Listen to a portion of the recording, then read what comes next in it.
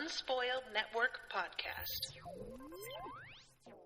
This is Some Spoiled, a Song of Ice and Fire, to the co-hosts, Witcheroo, the Rereading, Return to Westeros, HBO Spoiler Edition, Uncut Uncensored, 2 Hour for TV, bringing you the greatest hits since blank. In this episode, we're talking about chapters 28 and 29, Cersei and the Reaver.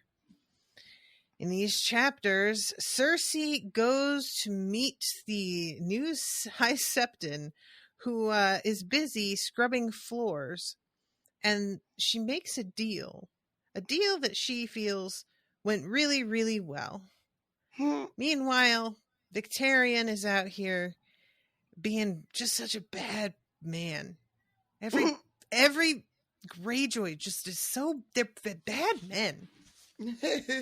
Welcome to Unspoiled.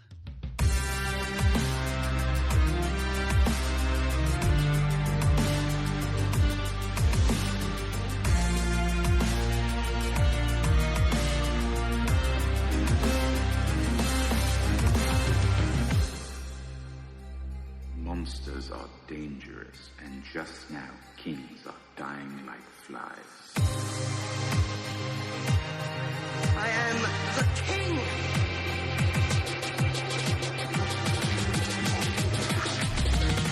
Fuck the king. Welcome to the show, everyone. I'm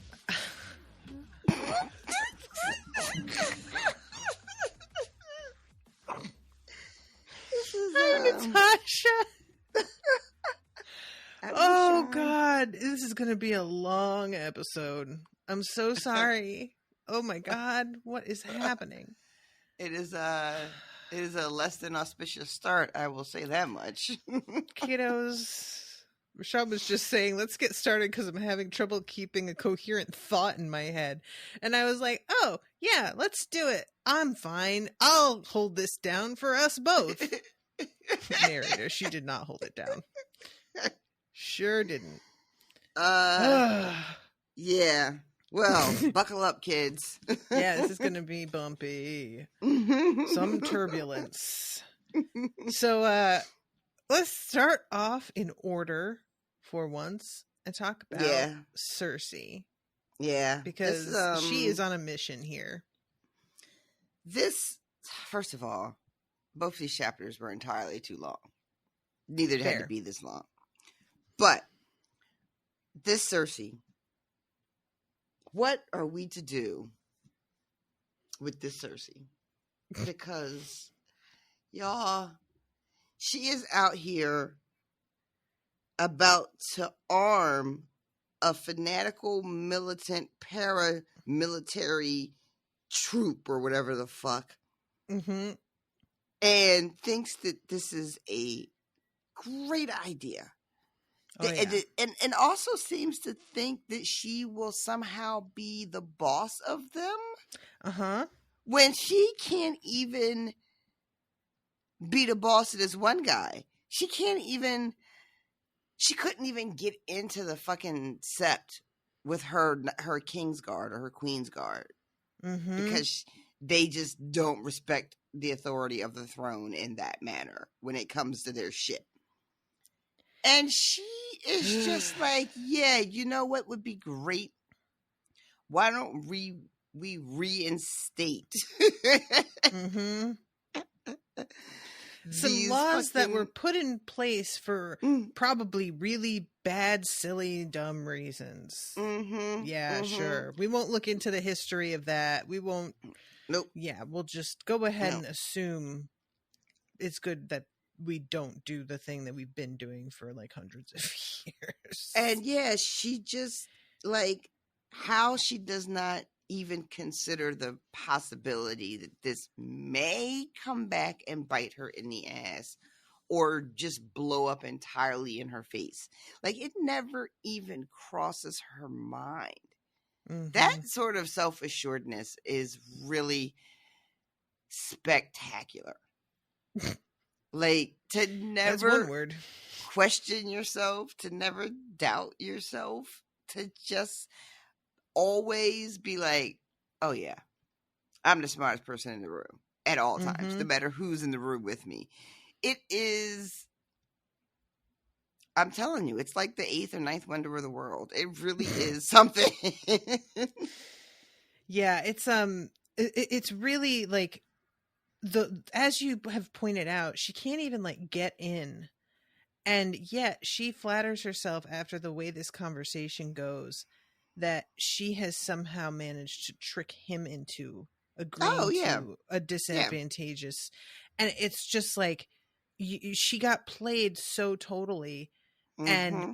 is extremely certain that she came up with the solution. She instead is so of him smug. leading her by the hand to what he wanted her to offer to do. Yep. I mean, it's so wild.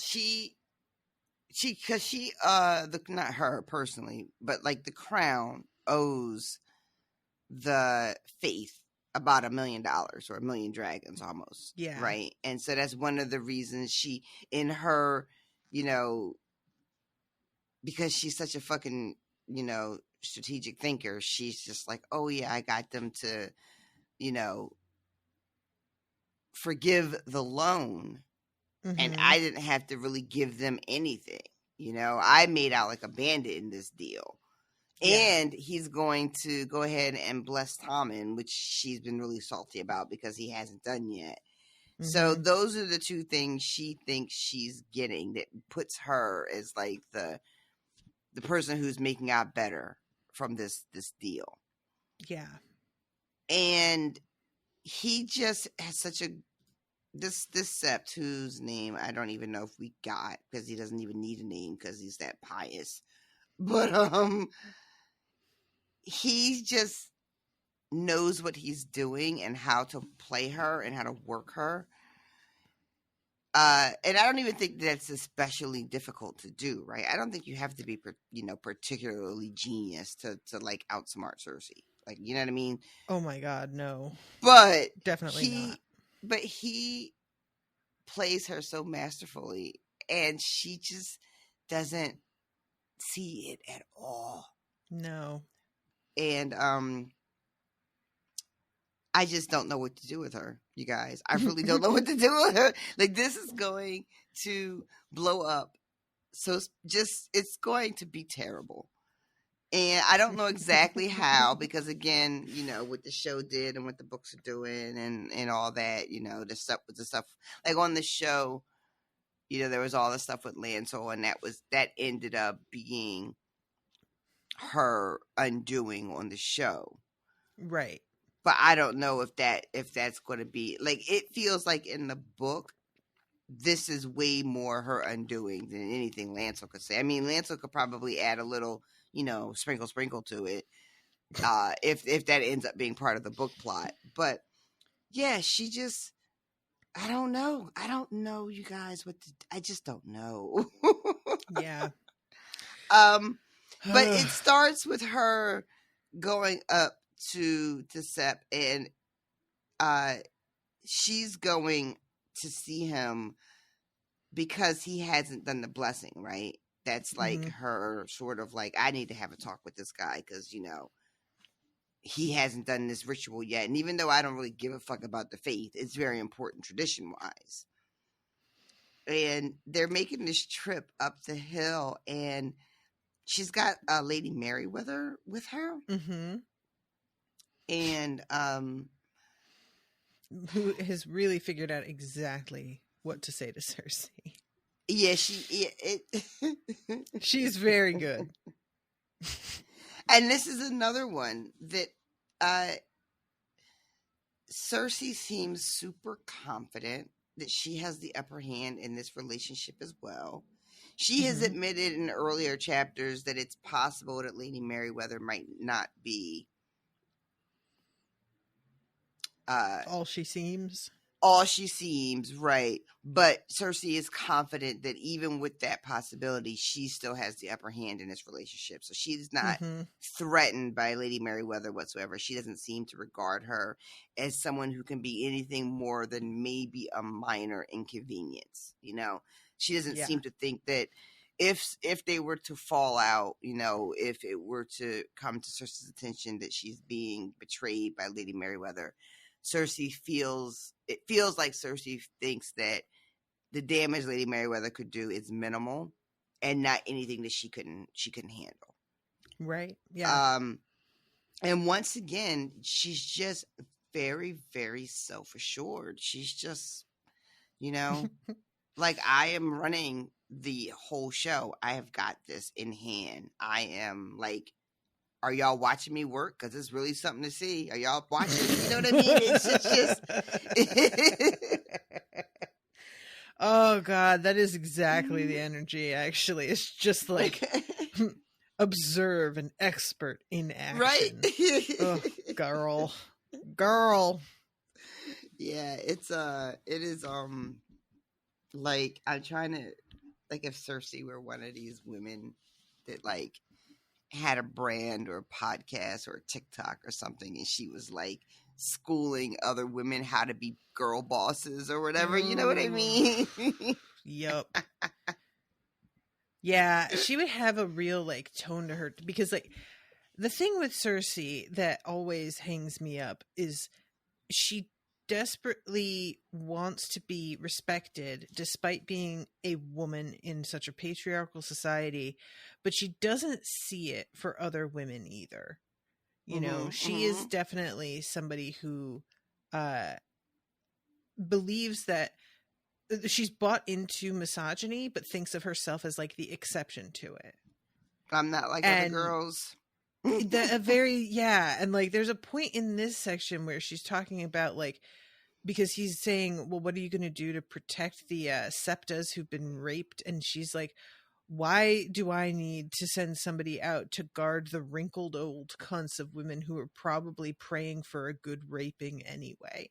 And I was just like, man, you really sound like Randall Tarley or somebody, just like, well, maybe that's what they needed.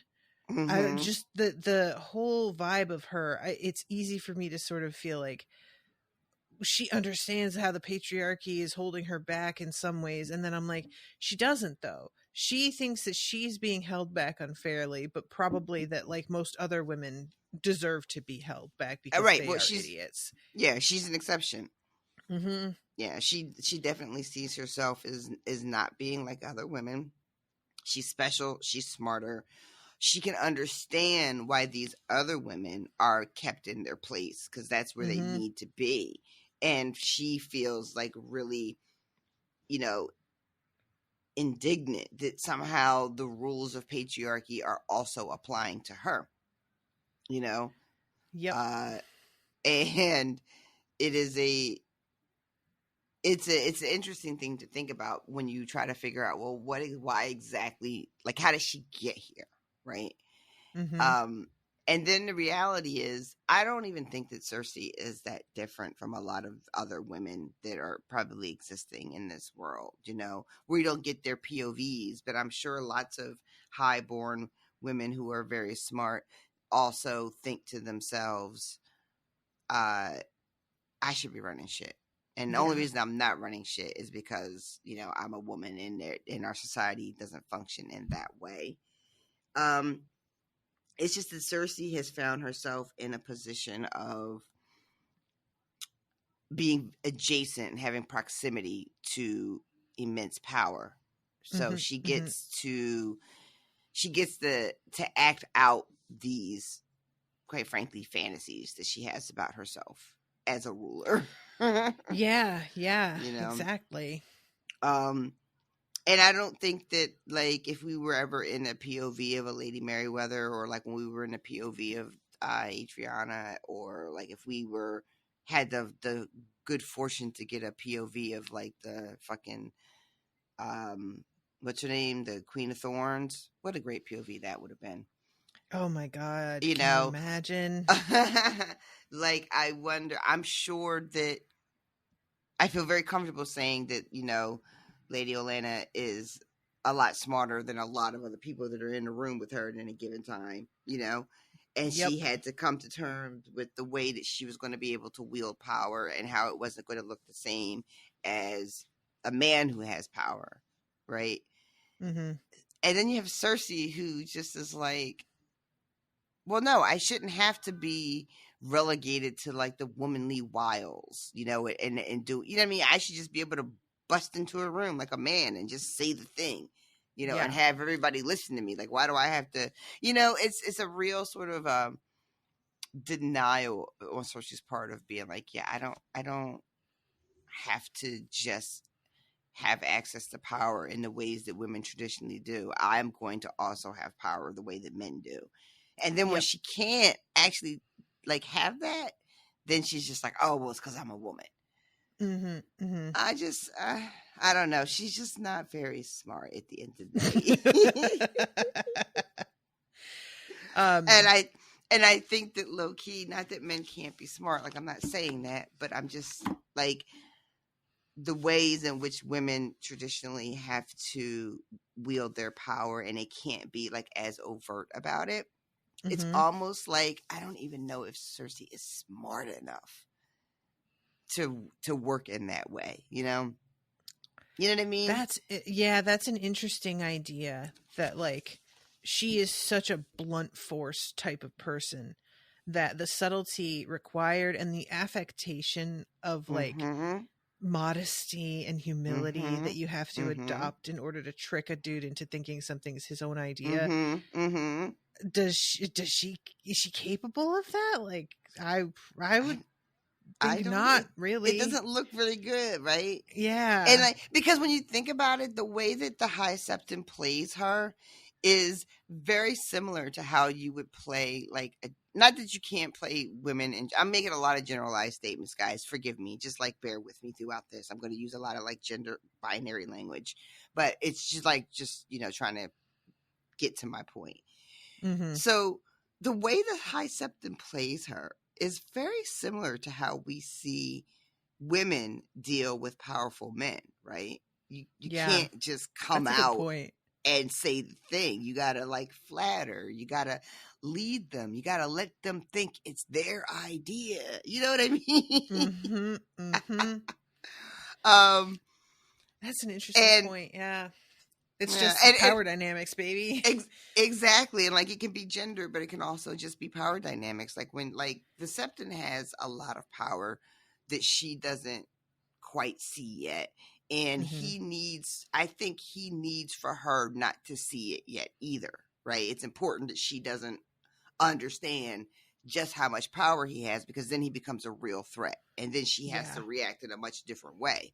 So if he can just appeal to her from like this sort of subservient kind of position and let her be the one to come up with this ingenious compromise. I don't know. It just really smacks of the way women have to deal with men sometimes. But like you said, it also doesn't have to be gendered. It can just be power, like power dynamics. But yeah, it was really something to watch. There's some info here from Austin's Info Corner. Woo! And he has given some background on stuff, and it's like a lot of info, but I think it's interesting, so I'm going to read most of this. And he starts off with saying the High Sparrow and his followers are heavily inspired by a couple of events in the Middle Ages: the 1391 English peasant revolt, the Flagellants, and Italian friar Girolamo Savonarola. So much so, in fact, that I'm going to type up a post on them and put it in the Facebook group. So keep your eyes peeled for that, folks. For now, he's giving us the history of what happened with the faith militant being banned. Pre-conquest, the faith was centered out of the city of Old Town. When Aegon began his conquest of the Reach, the High Septon said he had a vision, saying unless the city surrendered, they would be destroyed. They opened the gates to Aegon, and he was crowned and anointed by the High Septon, having converted to the faith of the Seven just before his conquest. Early relations between Aegon and the faith were strained, especially as the faith objected to Targaryen incestuous marriages. Things got even worse when Aegon died and his two sons continued to practice marrying their relatives. Sensing weakness, the faith-militant rose against the crown, gaining support from both lords and small folk. Under the reign of Maegor the Cruel, thousands of the faith and their supporters were murdered by the crown. The conflict was finally resolved in the reign of King Jaehaerys I, Aegon's grandson, and the guy we saw in the prologue of House of the Dragon. The agreement between Faith and the Crown would be as follows. The Faith would announce that as Valyrians, the Targaryens were exempt from taboos against incest, and all members of the faith-militant, Poor Fellows, and the Stars and Swords would put down their arms and be granted amnesty. In return, the Targaryens swore they would act as the defenders of the faith and protect all places of worship and clergy in the absence of the faith-militant. So that's is very your interesting. History. Because then that really that brings to bear the idea that the crown has really abandoned their part of this pact, because we've been watching throughout these books the way that the septs and septons and silent sisters and all kinds of manner of small folk have been just completely brutalized throughout this war, right? We've seen them, they're traveling, whether it's Brienne or Jaime or Sansa, or whoever we're watching as they're traveling the lands, we keep running into these septs that have been burned, these women that have been children that have been brutalized, and the crown has not defended any of them. They haven't, that we've seen anyway, right?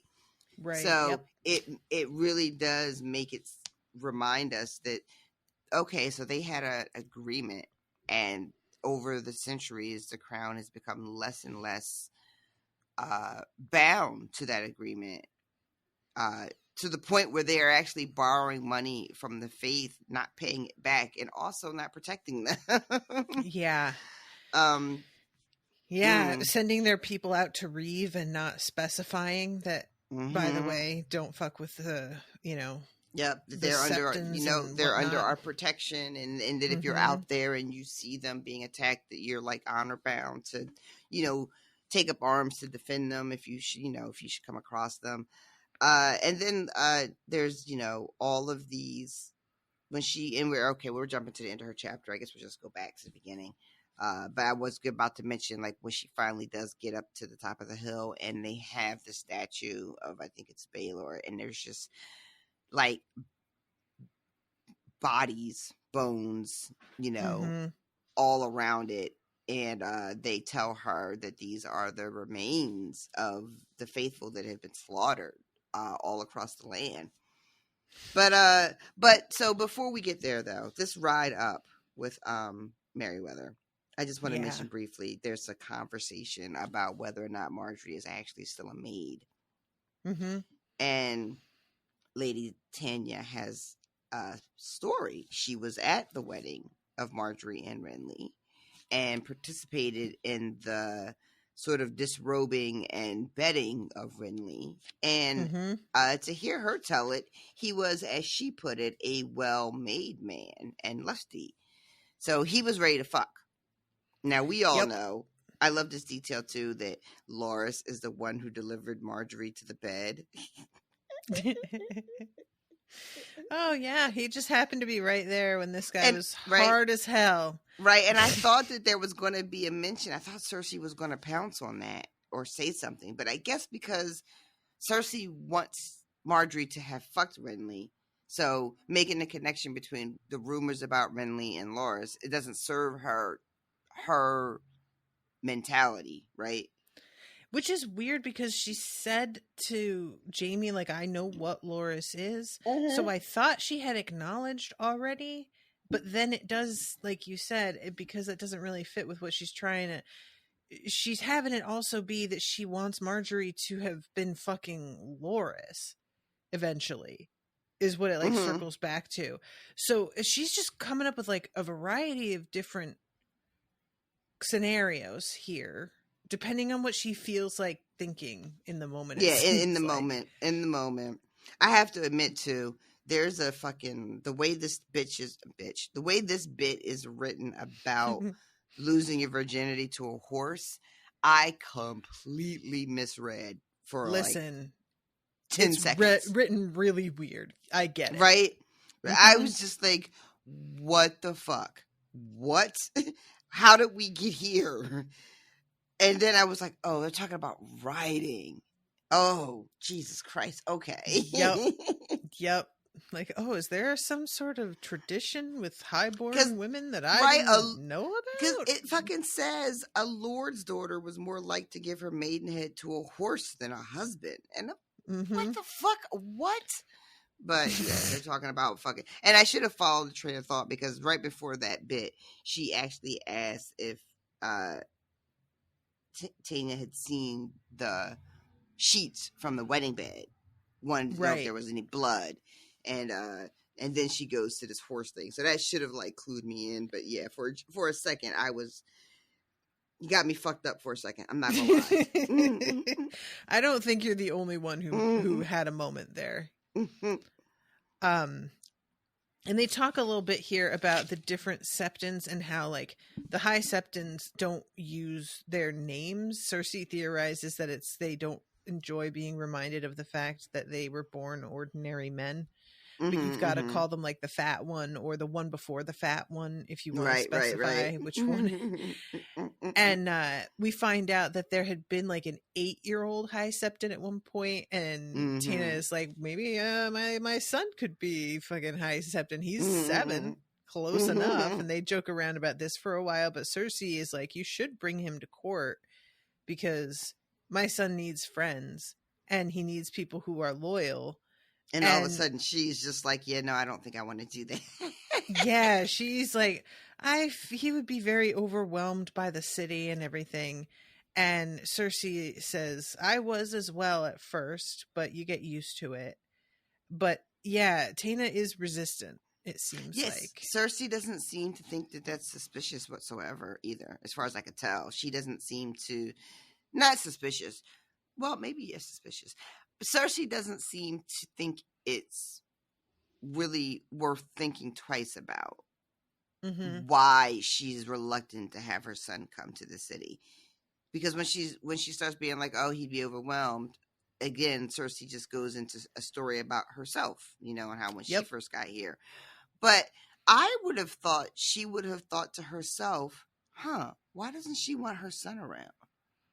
What is she worried? Like, there's something going on there. Like I feel like she almost told Cersei to her face, yeah, I don't trust you around my kid. I'm not bringing him in here. You know what I mean? It felt like something that Cersei should have taken offense to, because she's really easily offended, right? She's always it's true. Even if it was just a flash in her thought, like even if she doesn't say anything out loud, I was expecting Cersei to have a moment of being like, oh, so you don't trust me? Is that what you're saying? This woman doesn't, you know what I mean? Something kind of unhinged. And she just smooth sails right past all of this. And I was just like, Also, I think she's really distracted because they're having difficulty getting through the city to the Sept. They're also drinking once again. True. In this little litter. I loved it a bit when she finally gets up and she's wearing this dress that's like tight around the middle. They mention it again. And again, it's still like, I didn't fall for it this time. I didn't think pregnancy this time like I did last time. Like, clearly, Cersei is getting bigger, and we are led to believe it's because she's just drinking all the time now. I really like the pregnancy theory, though. I'm surprised that never occurred to me, because it's not like she's not fucking, so it's certainly possible. And the way the weight thing is mentioned, it's just really quickly, and it's, I don't know. I feel like at this point we're not doing pregnancy, so I'm just gonna be like, all right, he's telling us something about how she looks since she's been in charge. And I guess it's supposed to be, I don't know, those things sometimes where it's like, oh, like, remember, like with Robert, like she's turning into Robert almost. Oh yeah, that's interesting. I mean, I didn't even consider, because he gained so much weight as well.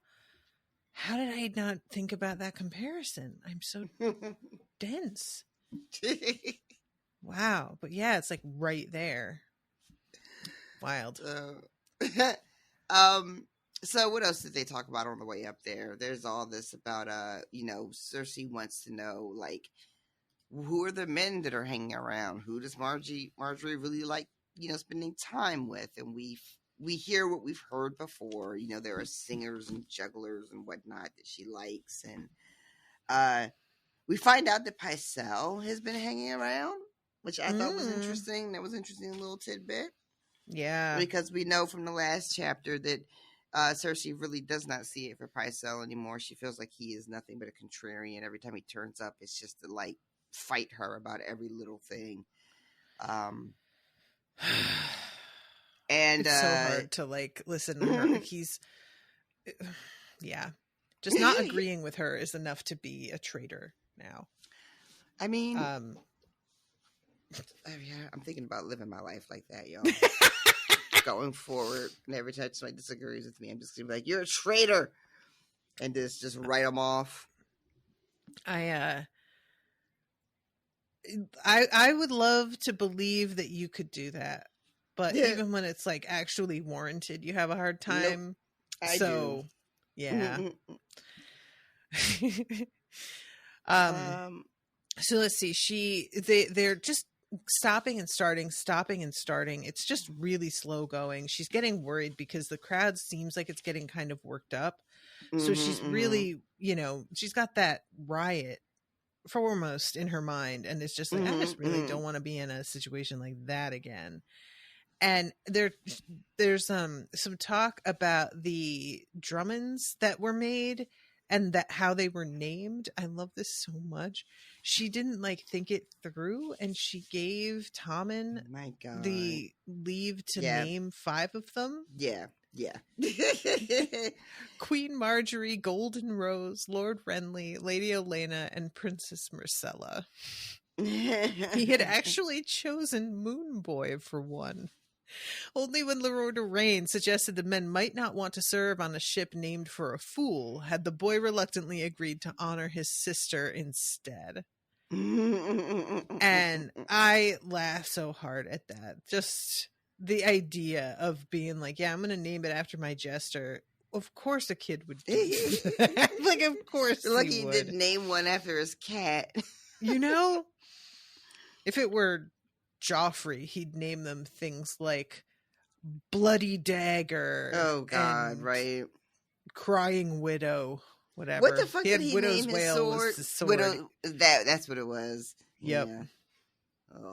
Oh. So finally they get kind of closer to where they're trying to go, and Cersei decides she's going to walk the rest of the way up. And there's a bit too when she's got the Kettle Blacks are escorting her. Yes. And she's walking with them, and then she's thinking to herself about how Pycelle had wanted to name someone older and more seasoned to command the Gold Cloaks, and how other people in the council had agreed with him. And she has to tell them that she says Sir Osfred is seasoned quite sufficiently, she had told them, but they still weren't satisfied.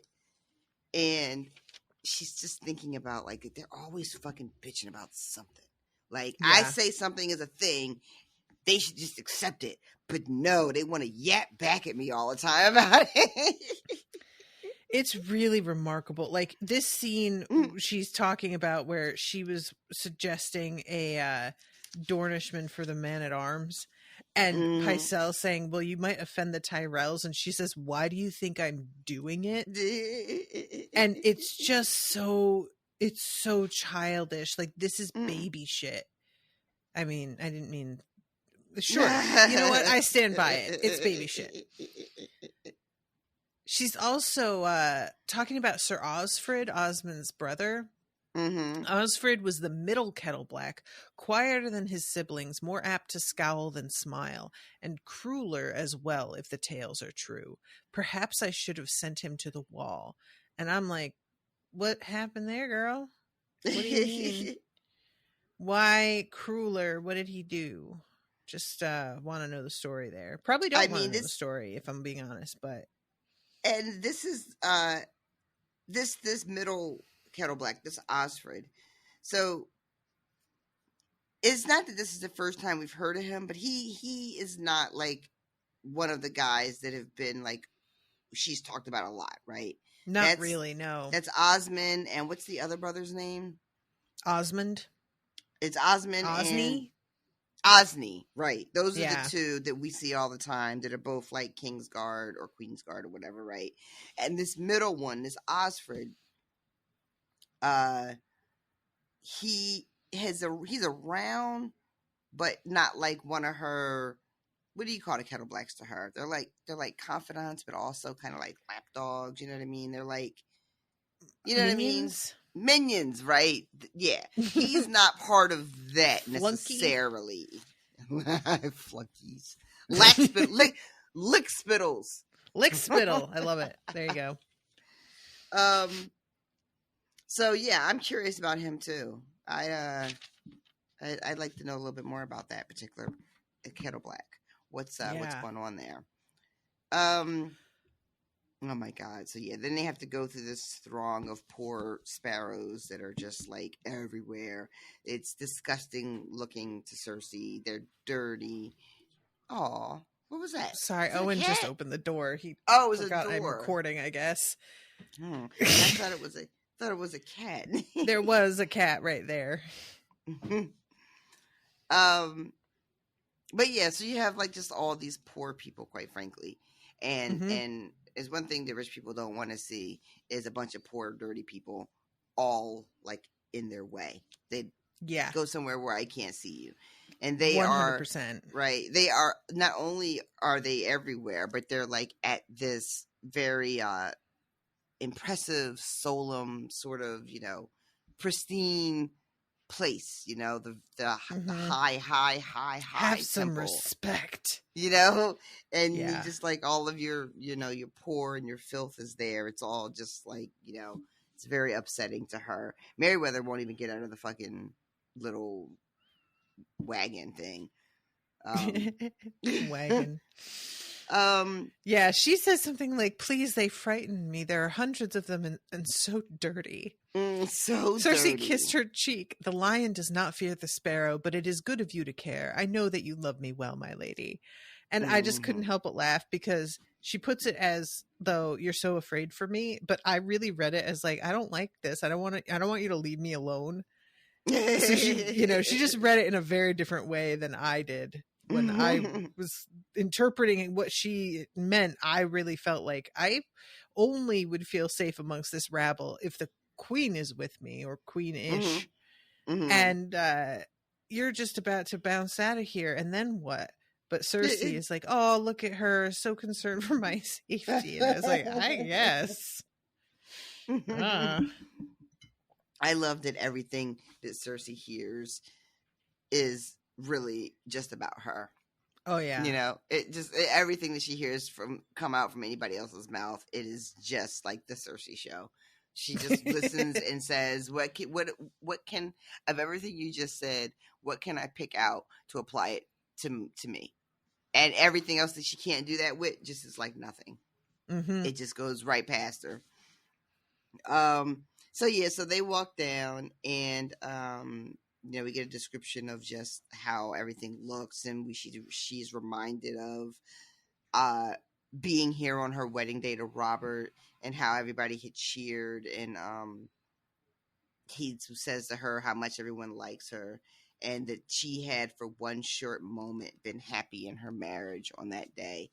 And then she glances around and sees Jaime's face, and then that pretty much does her happiness away. That pretty much nips that right in the bud.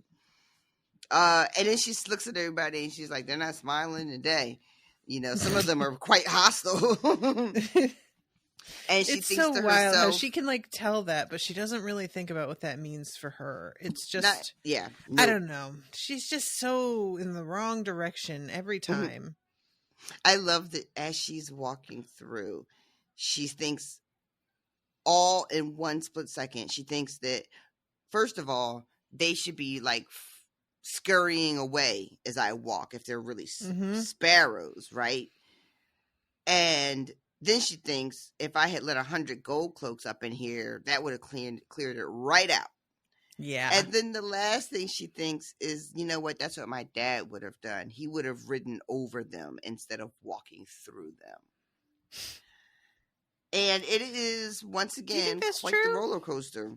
About Tywin? Mm-hmm. In this specific circumstance, no, I don't think that's true at all. Okay. I don't think he would have. But you know what? It's unfair because sometimes you don't have to use force because your reputation precedes you. So it's really unfair. True. You know, like I don't think Tywin would have had to make a big show about all this because I think people would have understood he's not for play. Get the fuck out of his way. Exactly. Yeah. So that's, you know, and so I don't know. I don't think it's really a fair comparison. I don't think he would have had to do this at all. He would have just fucking showed up and they would have moved. And those that didn't move would have been like so beneath him that I don't even know if it would have fucking mattered to him. True. You know what I mean? Yeah. But what I think is interesting is what does someone like this High Septon, how does Tywin deal with someone like that? What would that have looked like? Is very interesting to me, and I really don't know what the answer to that is. You know, you have two men because this Septon is I think he's for real. Meaning, you mean in terms of like genuinely believing what he's preaching? Well, that, but also like he's like for real, like he's a serious dude. Like I don't think you should underestimate him. You know what I mean? Like I think he's like, you know, so him and Tywin, what that would have looked like, I think would have been really interesting. And I don't think Tywin would have. I don't think Tywin would have offered to rearm these groups, these poor fellows and whatever the shields and whatever the other ones are called. But how would he, the militant arm or whatever they're called? Yeah, the faith-militant. But like, how would Tywin have dealt with this man? I think would have been fascinating to watch. I really don't know, like, who would have had the upper hand, you know? Yeah, that's a really interesting question. You know, because part of me feels like just going in and clearing the place out sounds like him, but he was very conscious of like the reputation and in the importance of like having the people on our side enough that he would know, I think, how bad that would look for them. So as much as I want to be like, oh, he would do the most ruthless thing, he would do the most ruthless thing when there was like plausible deniability that he had been involved. That's the thing, right? Because when we talk about like, he's concerned about his reputation. He was concerned about his reputation, but he didn't let that concern keep him from doing some of the most ruthless fucking shit ever. What he did was just make sure that it couldn't come back to him. Yeah. So he would do a thing, you know. So, like, would he clear out the square? Him personally, with his face and name attached to it? Maybe not. Would he make it so that shit could be cleared out? Yeah. Yeah, he would. Yeah. But I don't know, like, I don't know how important it would have been for him to have it cleared out. I think, like, because the whole reason she's having this conversation is the Septon's refusal to, like, bless Tommen. And so my thinking is, if he had refused to do Tommen's, like, official blessing and anointing or whatever this deal is, and Tywin feels like it needs to be addressed because it's basically an insult, right? You're making my family look bad. You're not doing your duty.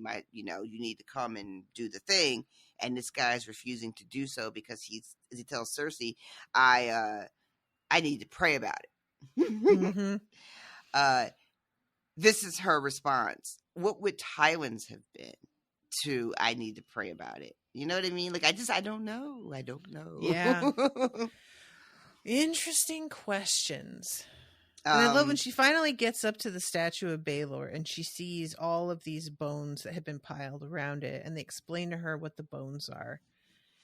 She decides that the time has come for grandstanding. Mm-hmm. Good people, And your dead shall be avenged, she says.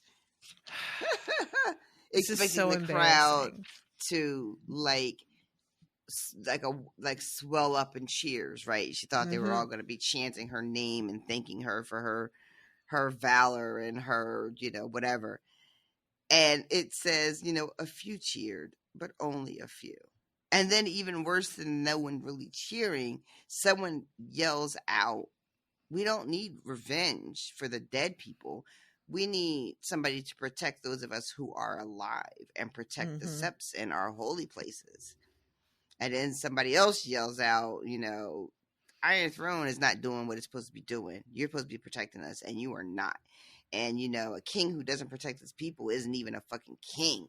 And so if she had just kept her mouth shut, but she decides to grandstand, like you said, and then she opens the door for this type of jibber jabber. And it didn't have to go like this. That wasn't what I expected you to say. that caught me so off guard. It's like if Cersei just yelled, "Hold the jibber jabber," as her fucking stump speech. I won't have it. But yeah, she opens this window up. She creates the moment for them to then say all this shit. And once again, the crowd is getting a little froggy, and some grabs Sir Marin's hand, and it's about to pop off, and she has to tell him fucking put that put your hand off of your sword. And then she tells the crowd, well, my son is very young, but he does love the faith. He is going to protect you, I promise. Yeah, she says something about how men are such children. And I'm thinking for a second, she's got finally realized that you can't just handle everything by cutting people down. But instead it goes to, we're surrounded. What does he think's going to happen if he hurts one of them? And I realized it has nothing to do with the tactics of it. It's just the practicality of yeah. And even though probably that is what should be foremost in your mind at the moment, if you're going to not be big picture, just making sure you don't immediately die. Good call. But I couldn't help but laugh at the fact that I was giving her some credit tactically, and it's not how she's actually thinking at all. I mean, I do admire that she realizes that this is an unwinnable situation that they're in. So, I mean, I'm going to give her a little bit of credit for that. Only a drop. Just a drop, though.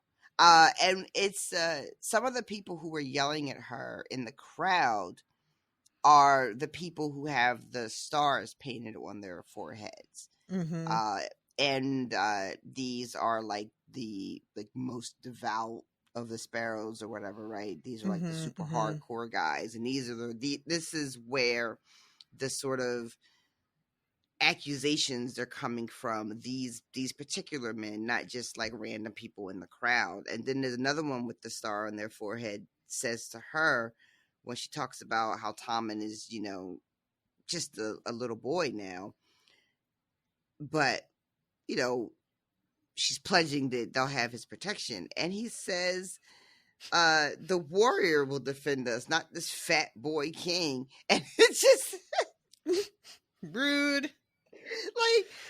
Come on. It's Tommen. There's no need. There's no need. That's really what it is. It's look, am I saying you're wrong? No, but he's sweet. Stop it. Right? Don't beat him up. I don't like it. He's a baby, and it's at the most he's a little pudgy. Come on now. It's just uncalled for. And things get really tense again, but she finally gets up to the front door, and she's trying to get in, and there are two people guarding, and it's people that she was expecting it to be people she knows, these two guys she calls out. And they're again, people she had to she says it was not like them to miss a chance to fawn on her. So she was really expecting them to be there and just like open the doors for her and be in her corner and, you know, all that. But she gets there and they are not there.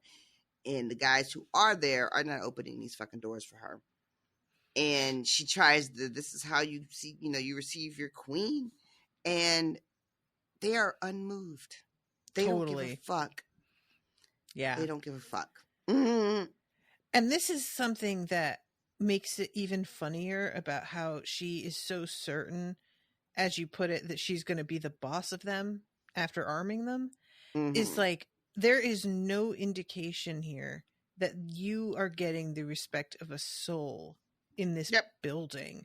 And the people who are loyal to you have been, it seems, purposely taken out of the equation in one way or another.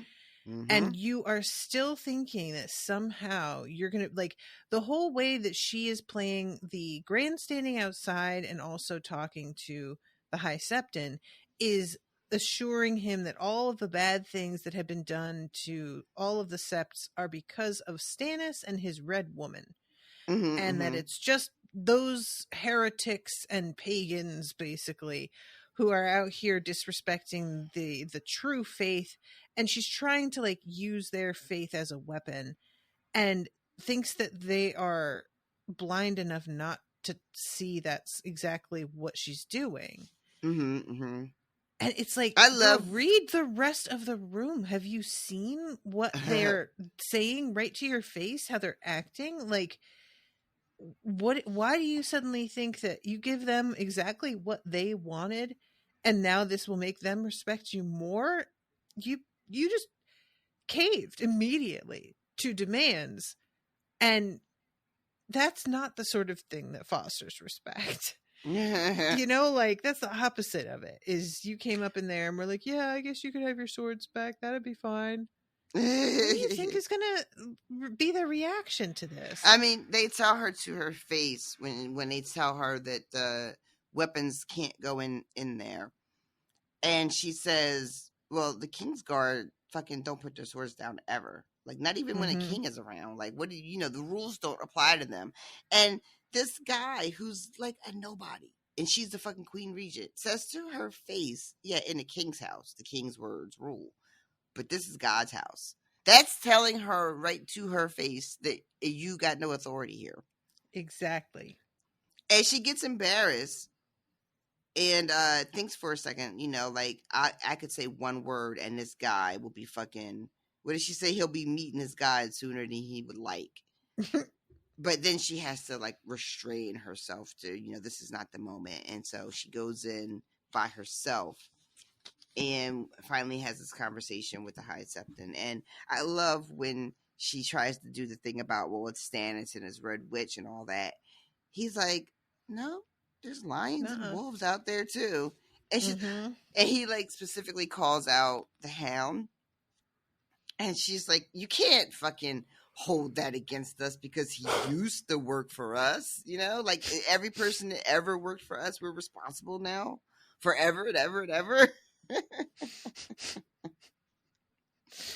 Oh man. The whole description of, like, what the Hound is up to is so grim. Yeah, we've been getting a lot of reports about his activity, and honestly, I don't know how much of it to believe. And it's a weird thing because I know he has it in him to be as monstrous as everyone says. But after spending a little bit of time with him through the Arya chapters, I have my opinion of him has really softened just by, like, those chapters. So every time someone says offhand about the terrible shit he's up to, part of my brain goes, no, not the Hound. He wouldn't do that, would he?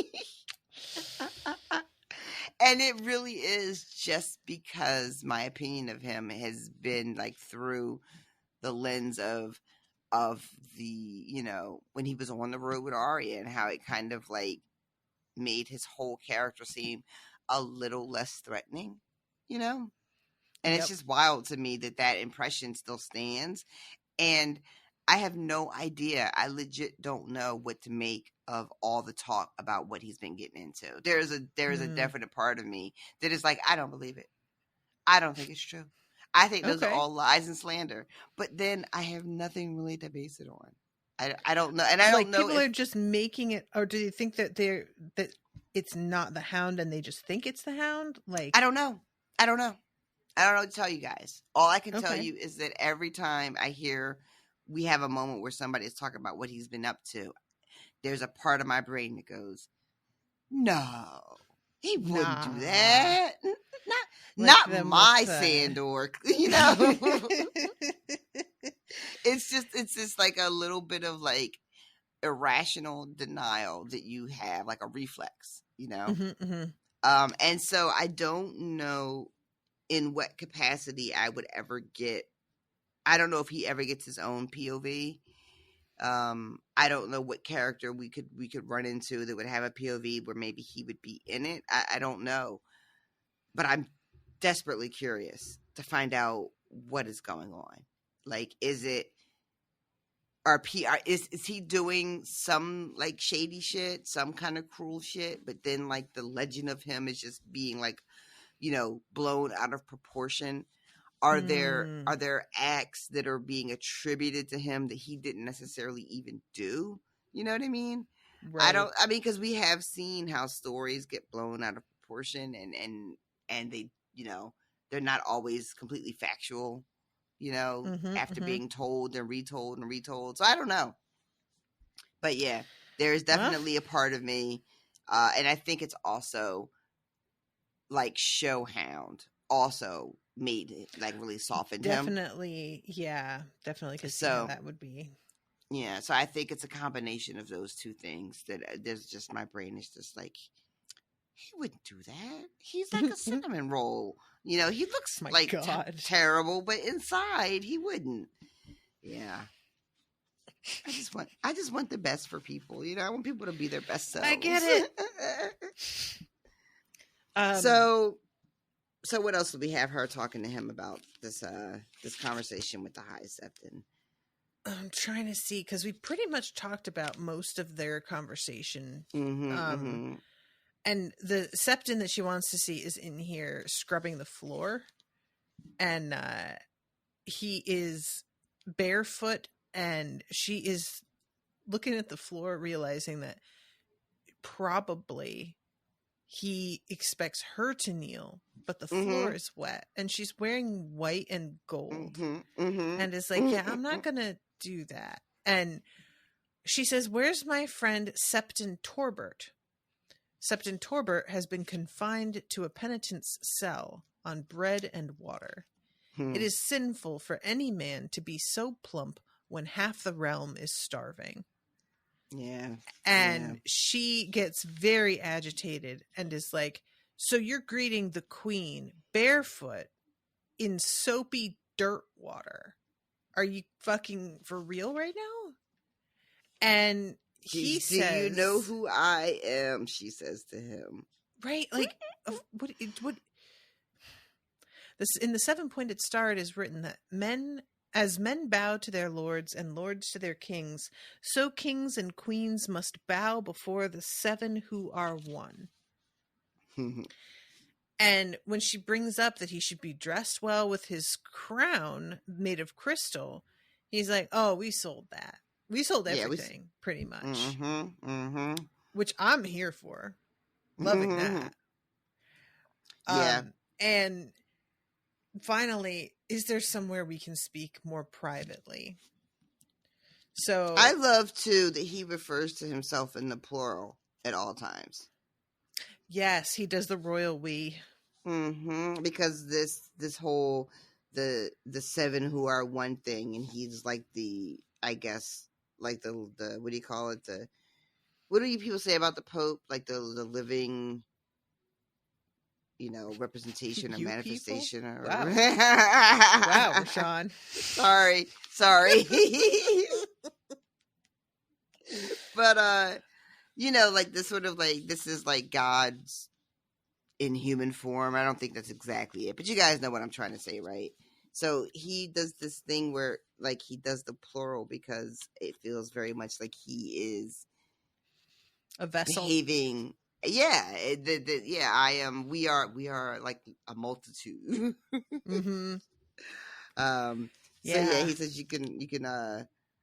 That is why the 7. What is it when she asks for a place to go speak privately, and he's like, "If your grace will follow us." Such a weird. Yeah. It takes me a second. And we hear this story. I love this. He brings up Baelor the Blessed, and she says something about how he imprisoned his own. She doesn't say it. She thinks it.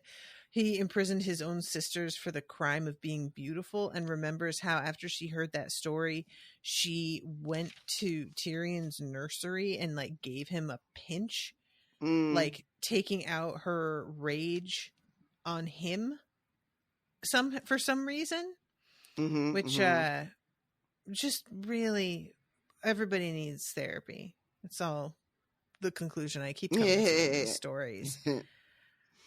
So yeah, she's offering forgiveness on Tommen's behalf to all the sparrows if they would just go home, and he's just like, they don't have homes.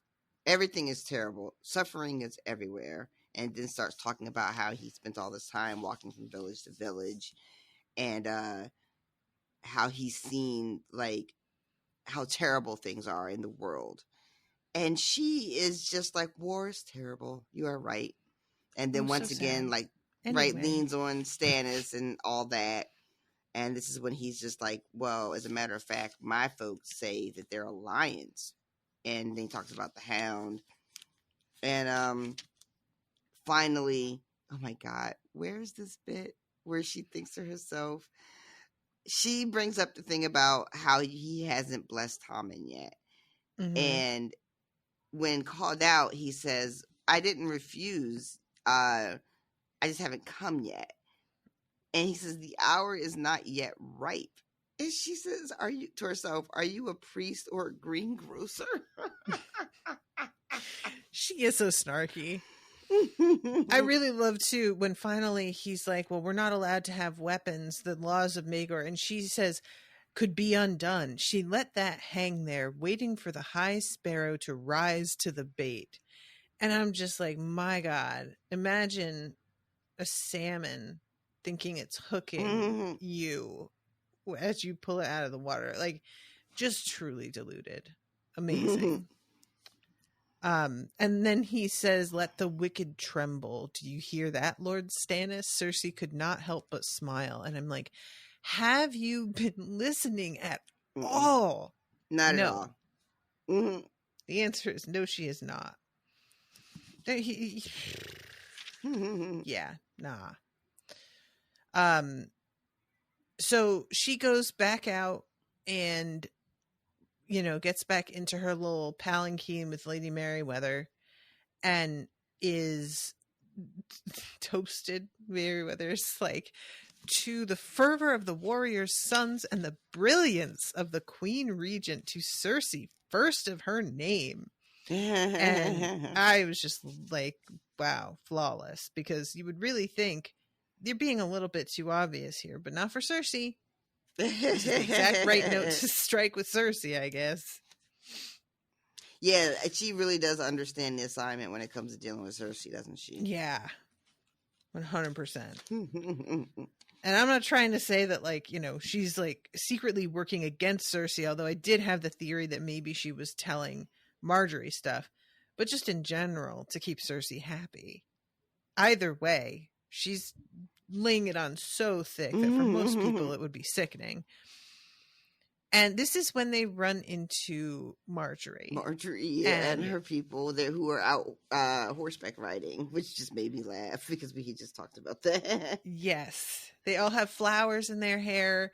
They've been in the Kingswood.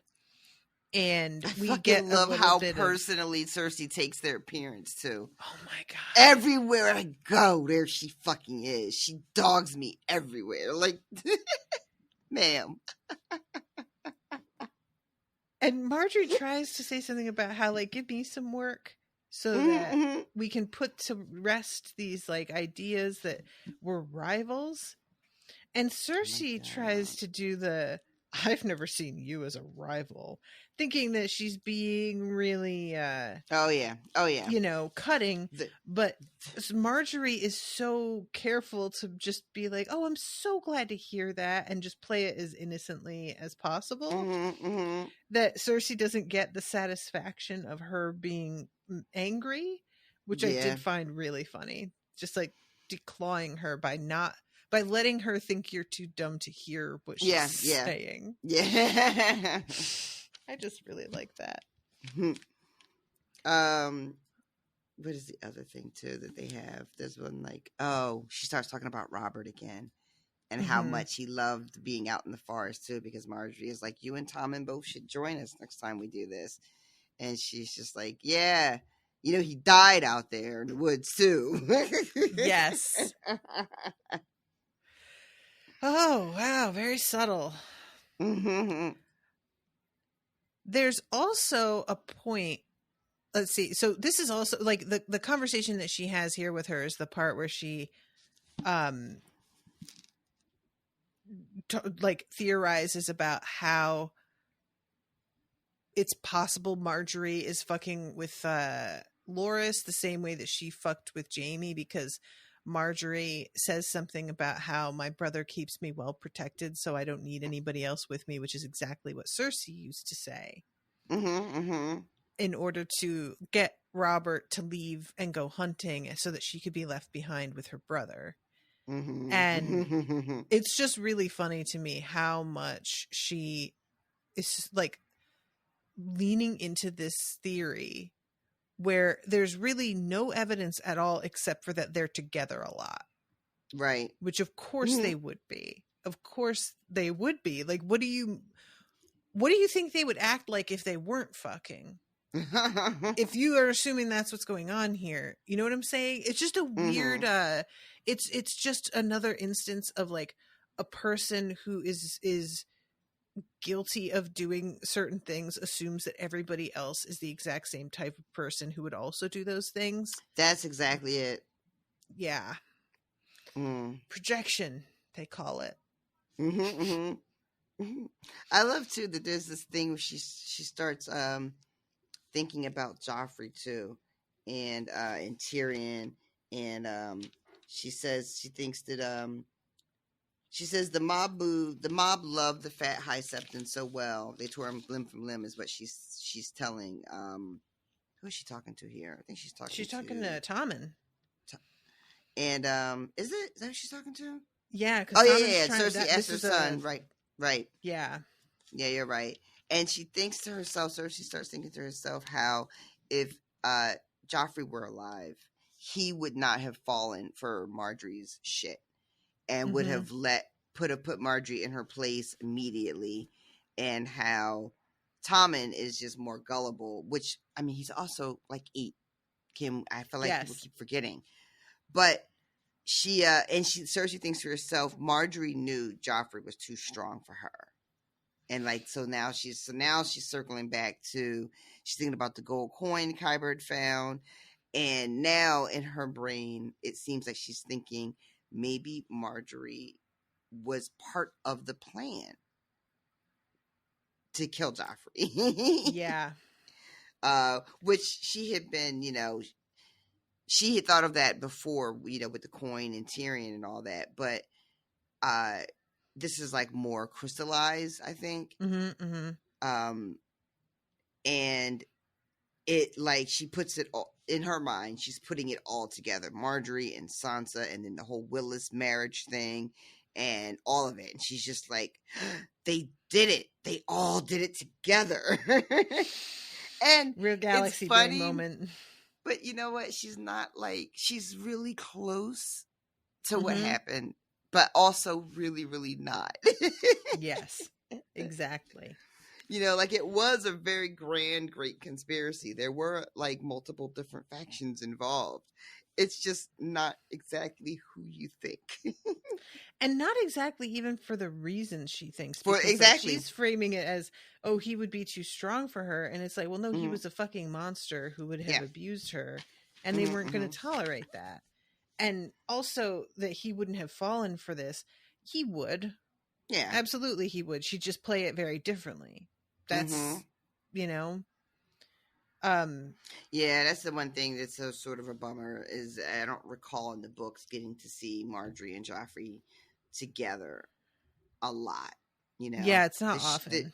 The show filled in a lot of blanks there, and I don't know, like with the show made it seem that Marjorie was in a position to have managed Joffrey, but that it would not. It seemed like it was suggested that she wouldn't have been able to manage him for very long. Like he would have just continued to grow in his brutality and his sadism, and eventually it would have been out of control. I think that's true. Yeah, but we don't really get to see too much of that. But I agree that she would have been able to manipulate Joffrey at the beginning. I just don't know how long she would have been able to manage it, you know? Yeah. Because he was just a different beast altogether. Beast is right. Oh my God. I can't believe so going back to the moment where she's like, are you a priest or a greengrocer? She has a thought here. If he dares mention gold, I will deal with this one as I did the last and find a pious 8-year-old to wear the crystal crown. So I don't know if you picked up on this, but Cersei was behind the death of the last High Septon. Oh. That's what that's about. Yeah. I can't remember the last High Septon. The last High Septon is the one that she thought was conspiring against her because her father's corpse stank. Right. That's right. Oh, I forgot that. That's right. Yeah. So, however she did it, she removed him. And I just think it's so funny that was all it took. And she was like, yeah, let's assassinate this man. And maybe things wouldn't be the way they are had she not destabilized things in that way. But maybe they would. I don't know. Maybe it would be the exact same. Sheer numbers with the High Sparrows are on their side. So yeah. That's funny. Anyway, okay, so let's move on to Victarion's bummer of a fucking chapter. Nah. Yeah. This is a lot going on here. I really hate this one. Yeah. Just for the record. It's weird because, in some ways I kind of enjoy Victarion because he has some, basic common sense about certain things. So he's not quite as infuriating a POV to read through because he can pick up on what's happening, but he doesn't feel like he has the right to act on a lot of it. It's mentioned a lot how obedience is bred so deeply in him, and what he's assigned to do, he's very competent at. And so there's a part of me that's just sort of well, it ain't honest, but it's work, and he does it.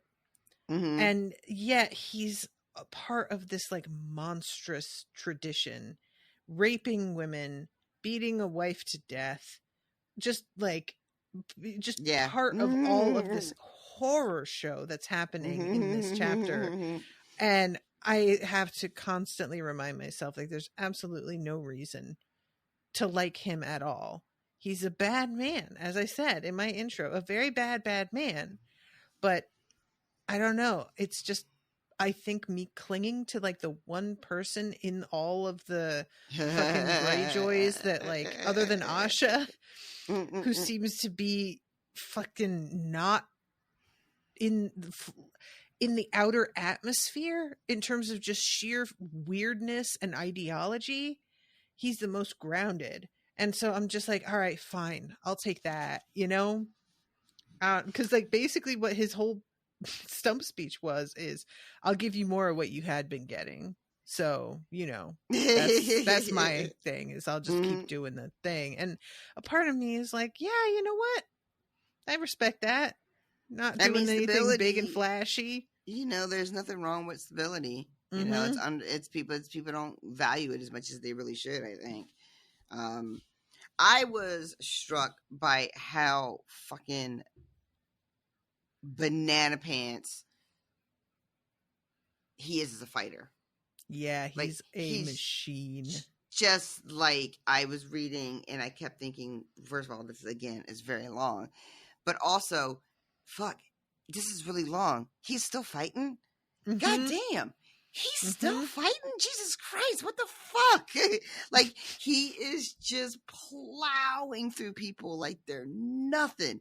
And Yeah. he's got this armor. I love this bit too. Like, some of the people they're fighting aren't armored because they're scared of drowning. And meanwhile, Victarion is wearing like 80 pounds of metal and mail and shit because he just doesn't give a fuck. So, yeah, he, like, you cannot, he like yells, "Come kill me if you can." It's like, what the fuck are we doing here? But somebody asks him, "Who are you?" and he just says, "Your death."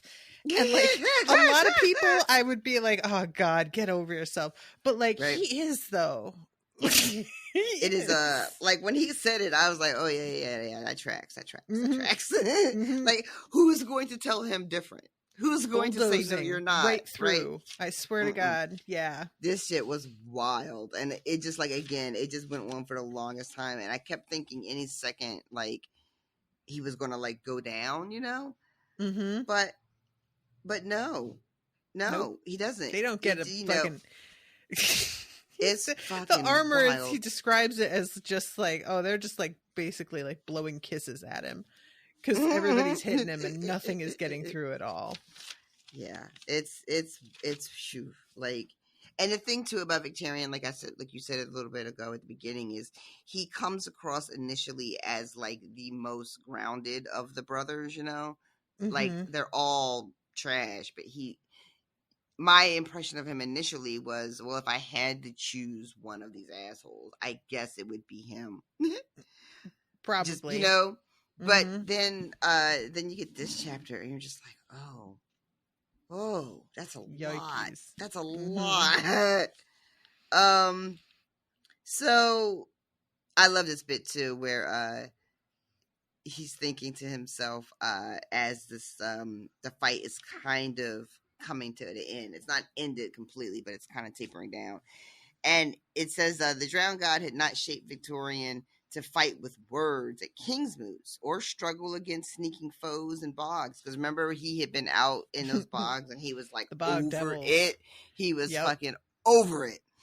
But this, and it says it in italics, this is why he had been put on Earth. To stand steel clad with an axe red and dripping in his hand, dealing death with every blow. Like, this is him feeling the most alive he's ever going to feel. This is him in his element, and his element just happens to be murder and mayhem. And that is what he is put on this earth to do. Fucking, I love even at one point, he's about to like swing at somebody, and another guy jumps in and cuts the guy down first. And he isn't like, I had that guy. He just says, well struck. And then, like, this is the sort of thing I'm talking about when I'm like, I can't help but sort of like him sometimes, because as much as he cares about like his, you know, he's not as ego driven as you'd expect a guy with this kind of fighting skill and family name and whatnot to be. And I think that's what makes him obedient. You can't really be heavy in your ego if your deal is that you tend to do what you're told. Right. And I think that's what takes the edge off of me despising him, is that he almost feels kind of childlike in that he's like just pointed in a direction and told to do a thing, and he'll do it even if a part of him is like, I don't think this seems right. But it's just, well, but I have to do what I've been told to do because that's the way this works. And even though a part of me doesn't respect that at all, there is a part of me, like a bad part, that's too obedient to rules and too respectful of authority figures, that understands it and the comfort that you get from just, I'm not going to think it. I'm not going to like put my mind into this equation at all. It's pure about obeying orders so that Right. my conscience doesn't play a role in it. Right. And I could see how that would be an easy way to live that takes like the guesswork out of all of your actions. There's something about Victarion that feels very much like a soldier, you know? Yeah. Yeah. I love this bit too. He, in the midst of like dealing with like the last dude that he has to fight, who he is just like, this dude is big. He must have been a smith. Look at the size of this asshole. Look at his shoulders. And as he's slicing this guy's head into two, he thinks to himself, oh, if only it was this simple to deal with Euron. Yeah. You know, like he's lamenting that you can't just go through life dealing with your foes by chopping their heads off, you know, like, if only I could deal with all my problems this way. Because all he thinks repeatedly in these chapters is, I just really want to kill him. Can I kill him? I can't kill him. Do you think maybe I could get away with having somebody else? I don't know if that's kosher either. Desperately wants this motherfucker dead. He wants him dead. And it is just like, it's almost like a joke the universe has played on him, because he's got enough honor and I guess enough fear to not want to ever be a kinslayer. Like, he takes that seriously enough. Mm-hmm. But God, does he want to kill him?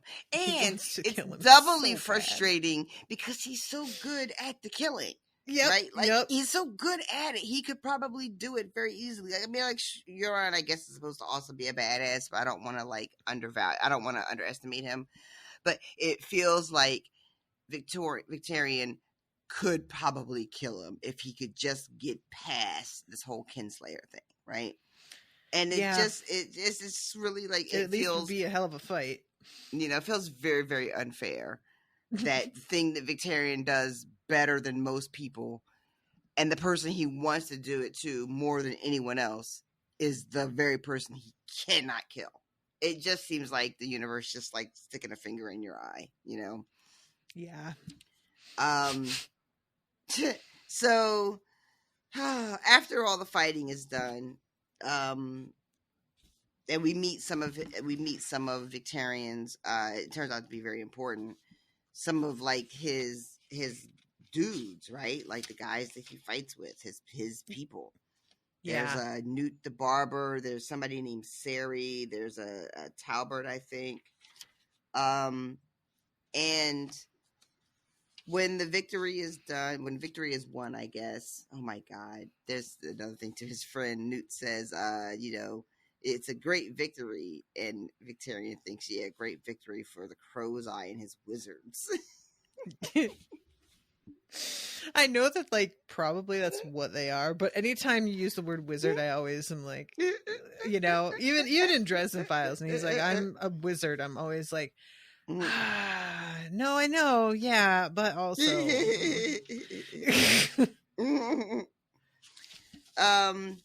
So I think they're at, where are they when they see Euron? Is it like a feast thing? Is it dinner? Yeah. What's happening? But so there's real quick, there's like a couple things right before that. One of them is there's a guy named Sir Talbot that he's fighting, and he winds up like knocking the guy's sword out of the dude's hand into the sea.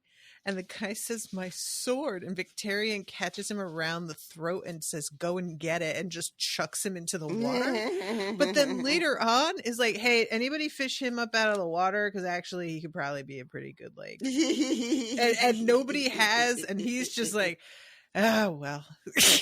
And I don't know why it got me laughing so hard that, like, you could have just not done that and had him, but it's like he's in a whole different headspace, and it doesn't occur to him for a second during the fight. It's not until later that he's like, oh, you know, oh wow, it's that too late now, getting the best of him in the moment, you know.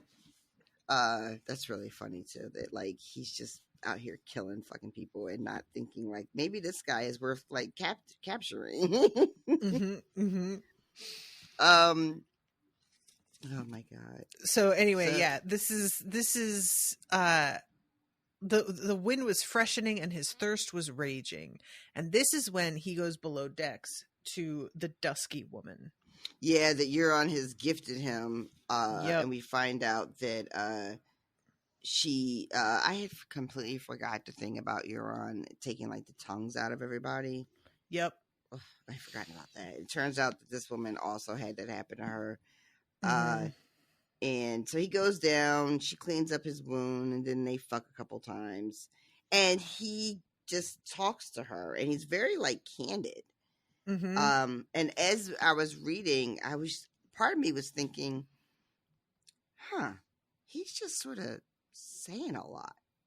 Because I had forgot. I don't know if we knew that she didn't have a tongue or if that just gets revealed later in this chapter.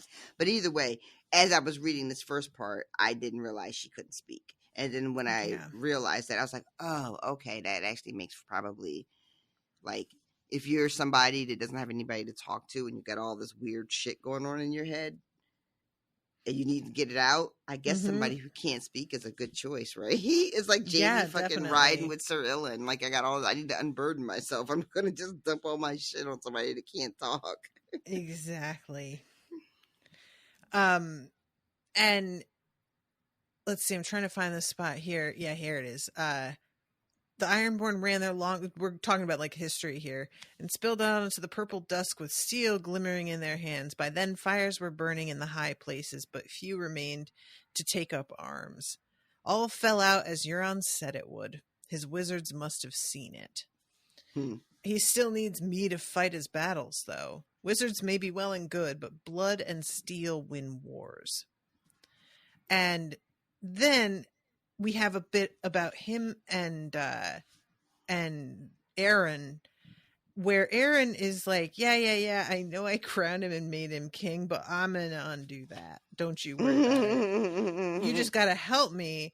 And it's really funny because like the whole reason he wants Victarion is because he is a godly man. But the fact that he is a godly man is making him go, that's not right, bro. You put the crown on his head. That's that. He's king. End of. And it's Aaron the devout who is like, no. Who I say is king. I love the Victarion that says the drowned god raised him up. Let the drowned god cast him down. Yep. Let him do his own fucking work if he's going to mess with us. You know, it's a real, like, I'm washing my hands of the whole thing. Aaron had given him a baleful look, the look that had been known to sour wells and make women barren. Had it? Had it, though? I was unaware. I'm going to go ahead and say Aaron said that's what happened. That's just my interpretation. Is Aaron had a whole lot of stories about the things that his baleful glare has done. And eventually it comes down to him, like Aaron being like, I'm going to do what I'm going to do. And if you're not going to help me out, the ground god really hates a coward. So I guess that's you taking your stand and not being willing to put your money where your mouth is, essentially. And it's unclear what he plans. He's just like, I've got my voice. And God I'm like, is with but what me. is that gonna do? Anyway. I mean, he just feels like Aaron, it's a little delusional, I think, but, well, it's very delusional. But if I'm Aaron and I really believe I speak like with the voice of God, you know, that I am chosen or whatever the deal is, right? It's not that much of a leap to think that you can also would believe that somehow you have power that could, you know, that you would have the power it takes to unseat Euron, whatever that ends up looking like, right? True. So I don't, as a reader, I think he's fucking out of his mind. I don't think that he should be confronting his brother about being, the king, and he should probably chill. I don't think he's going to chill. I don't think he has a lot of chill. So I don't think he's going to chill is a pretty solid prediction for Aaron Greyjoy. I'll just say that. I'm really, really interested to see what his tact will be, right? Like how does he, does he just start preaching sermons about how Euron is a false king and that the king's move was a mistake, or does he, I don't see him trying to raise up arms, but that doesn't mean it's off the table. I just wouldn't think that's how he would go about it, right? But maybe it's a matter of he's just going to try to incite people to rise up. But I don't know. But I'm looking forward to seeing if it turns into anything. I'm not really sure if it will really go anywhere, or if this is just going to be Aaron Greyjoy, lurking around, mumbling about how Euron shouldn't be on the throne, and he's not he's a godless man and nobody really paying him any mind. You know what I mean? I'm not really sure which way it's going to go, but I love this thing too. This throughout this chapter, Victarion keeps hearing this Balon was mad, Aaron is madder, and Euron is maddest of them all. Keeps this refrain keeps going through his head, and Victarion isn't in that, right? Why isn't he part of that refrain? Where are you in this hierarchy? Where do you land, sir? He's not interesting enough to be mentioned. So sorry, Victarion. That is harsh. It is harsh, but I think it's true. I'm so sorry, bruh. You know that I'm on your side in a sense, but you're so also sad. Somewhat basic. It's okay. And the person who said this is someone named Black Tide, and it says that Black Tide was delivered to the king in chains, and Euron's mutes and mongrels cut him into 7 parts to feed to the 7 Greenland gods he worshipped. So that didn't end well for that dude. And maybe he shouldn't be saying that shit right to the Greyjoy's face. Maybe you don't go around telling everybody that, Yeah, hindsight. So then what else do we have happening here? He goes eventually to see Euron himself, right? Yeah. First they have the feast. And all of his men are pretty pissed because it's very clear as they've been battling on the water, everybody's just been fucking partying and has already taken a bunch of the goodies for themselves. And they're pretty sullen about it. Just well, what's there? He's promised us all kinds of shit, but then he just lets his people come in underneath our noses and scoop up everything away from us. And I was kind of that feels like a bad precedent, sir. Yeah. And then let's see. There's also some people that they've gathered to be sold as slaves. Yeah. And he's really unhappy with the concept of selling for profit. They have thralls, which are taken in battle, but they don't have slaves that are born into slavery. It's not the same thing. He's just this isn't how we do things. Yeah, he specifically calls out the difference between thralls and chattel slavery. Which again, we ended up talking about that, I think, on a previous episode. And Victarion is really just this is not our way. It's almost unseemly, Yeah.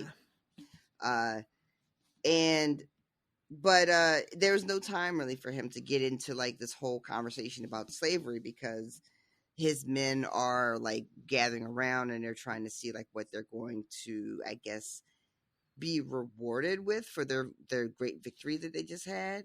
And then you're right, this is when it starts to become clear that they missed out on a lot of the better parts.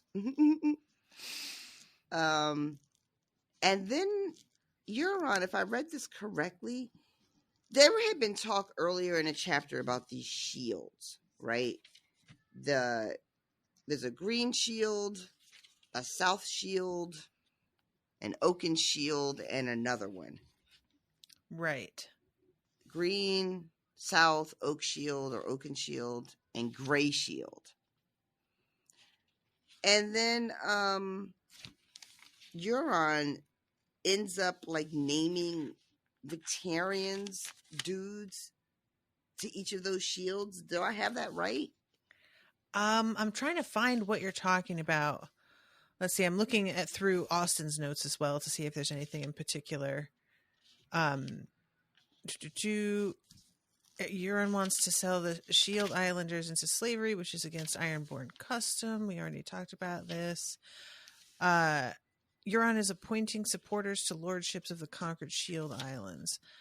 Okay, so we skipped over. So I'm not sure what you're referencing. I don't remember what you're talking about. It says Victarion had expected the Crow's Eye to give the lordships to his own creatures, Stonehand and the Red Oarsmen, but instead he starts naming, like, Newt the Barber gets one.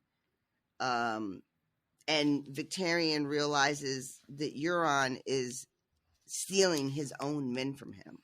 And he tries to get Newt to refuse it. And dude is like, refuse a lordship? I beg your pardon? Mm-hmm. And so it ends up being a way to, like, I don't know. It's more than just but you were talking about like the North and South Shields. Is that the name of the lordship he's getting? These are like the name of the islands, I think. Okay, like, I got you. Gotcha. Yeah, because there's like a green shield, a south shield, a gray shield, and I forgot that fast what the fourth one was. And those are like the islands they just took in all the fighting. And so he rewards some of Victarion's men. I don't know if all of them go to Victarion's like dudes, but at least two of them, I think. And Victarion is just like, well, shit. Mm-hmm. You know? Yeah, he tells him to refuse it. The dude's just like, are you fucking kidding? But Victarion has sort of seen, oh, is he just trying to like weaken me? Mm-hmm, I see what's happening here. Like I said, Victarion's not a moron, but he's just not. The best he can do is be like, man, don't take it. And he doesn't explain to him why, and he doesn't argue with his brother and make a scene, you know? He thinks to himself, Victarion, you know, after they name like the shields, Victarion thinks there's no wine so sweet as wine taken from a foe. Someone had told him that once. And then he thinks, one day I shall drink your wine, Crow's Eye, and take from you all that you hold dear. This fucking unrelenting rage that he has for his brother, but it's all internal. Yep. Like, and Euron knows it's there. He knows it's there. Yeah. Right? But Victarion is so, I don't know if it's repressed or such control. I don't know what to call it. Duty bound. It is like a fucking dead affect on the surface, but underneath, this man is just a ball of rage. Yep. And I kind of get that. I kind of get it. Yeah, I really the fact that later on when he meets with Euron says the thing about like there's no wine sweeter, I was just like, man, there's something like, I don't think that Euron's out here reading minds or anything. I'm not accusing him of that, but it's just the fact that he like, you know, this is just that they grew up as brothers together. Of course, they're gonna have heard a lot of the same phrases and lessons and whatever, but it just creeped me out a little bit. I didn't like it. And there's a whole conversation too about, because, you know, Euron had promised everybody dragons and sailing around to the other side of the world, and some of the guys are just like, I don't know if I want to go that far away. Like, I don't know if I want to sail that close to Valeria. I mean, Highgarden is right here. Like, we could just go do that. Or Old Town. Like, they got a ton of money. We could go do that too. Like, all this I don't know about this dragon shit. And Victarion is watching, and he's just like, oh, I love that Euron leaves the room too when they start like talking about slaving and where exactly they want to go and like raid next. And Victarion is watching all this, and he's like, oh, they don't want to go to Slaver's Bay after all. Maybe they're not as fucking raggedy as I had thought. Maybe there's like hope, right? I will never not laugh when you use the word raggedy. I don't know why. That shit gets me so giggly. I like, too, that at this point, Victarion is fucked up because he's been drinking all night. And it says he goes to stand up, and it says, he rose unsteadily. He was a big man with a large capacity for wine, but even so, he had drunk too much. And again, like Victarion's poor brain, you know, I beat her to death with my own hands, but it was him that killed her when he shoved himself inside of her. I didn't have a choice. You know, like he's just, he's tormented. Yeah. And like he chose to do what he chose to do. He chose to follow these like gross precepts. So I'm not excusing him, but I really feel for him as somebody who just doesn't, you just do what the gods say you're supposed to. And that he was set up by somebody who knows that's how he thinks. And that's what it feels like. It's like, it was just like, I don't know if it was meant to be just a lark. Like, I'm going to fuck with him and get him to kill his wife. Right. Or is it a lark? You know what I'm saying? That was a larf. Or is it, I want to get inside his head for the next, like, God knows how many years and just fuck with him. And I know this will do it because it is doing it. It feels like he is never going to be able to get this off his conscience as much as it felt like I had to do it because that's what the law demanded. He knows it wasn't right to me, you know, that's like otherwise it wouldn't bother him the way it does. That's a fascinating question. Whether or not Euron was aware at the time that this is going to be something that so fucks his brother up, he's never going to be able to recover, and he's always going to have this kind of hold on his brother's imagination. Or if he was just a fucking selfish, inconsiderate piece of shit brother who did a really fucked up thing and didn't think before he did it and didn't think after he did it. You know? I don't know. I don't know. I assign him like much more devious motives, but you know, why? Maybe he's just a really shitty dude in a normal way sometimes as well. You know? Yeah, I mean, like I said, I don't know which it is either, but both, like the idea that he did this thing with Victarion's wife as a power move, you know, from the jump is a horrifying thought in my opinion, and really elevates this character to like, again, cartoonish villainy. Yes.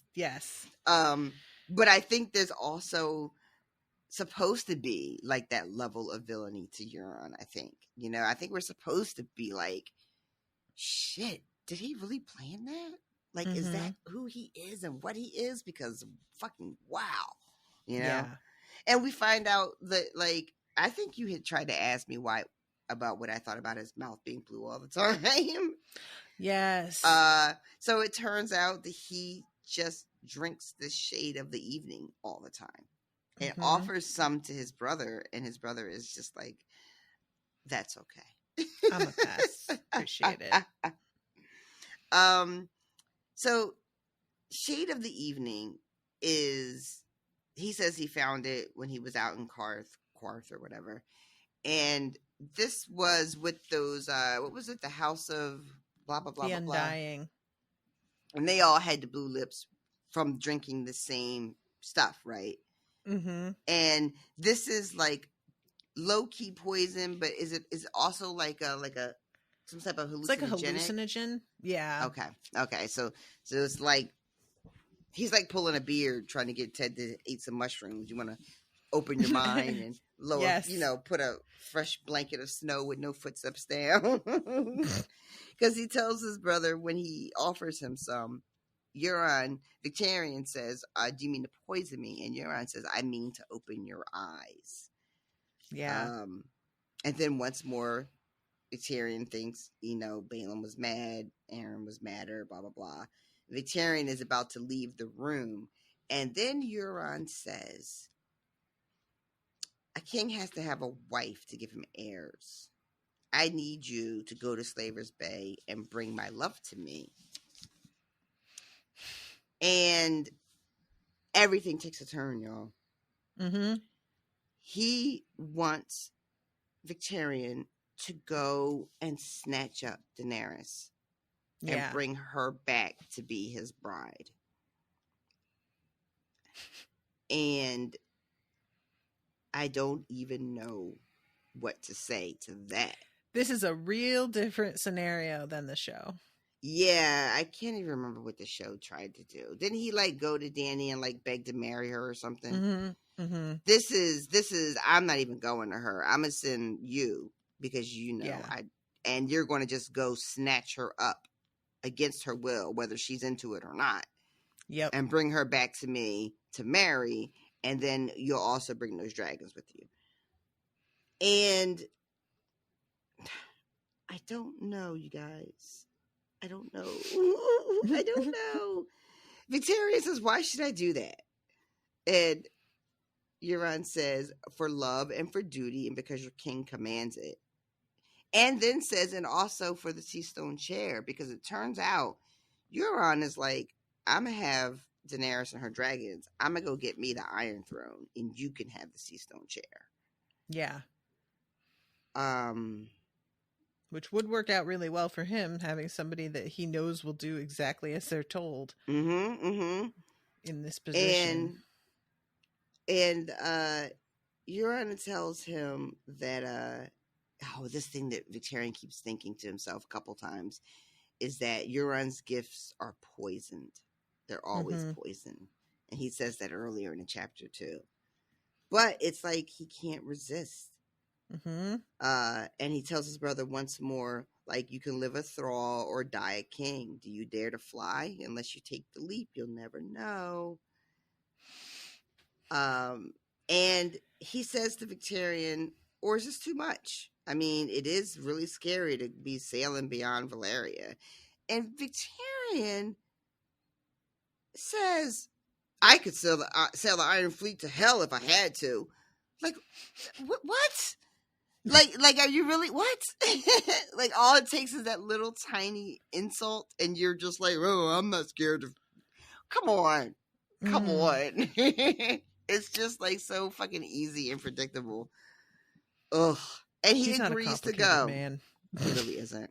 He agrees to go to Slaver's Bay and bring this dragon woman back to Euron, and then thinks to himself, but not for you. You stole my wife and despoiled her, so I'll have yours.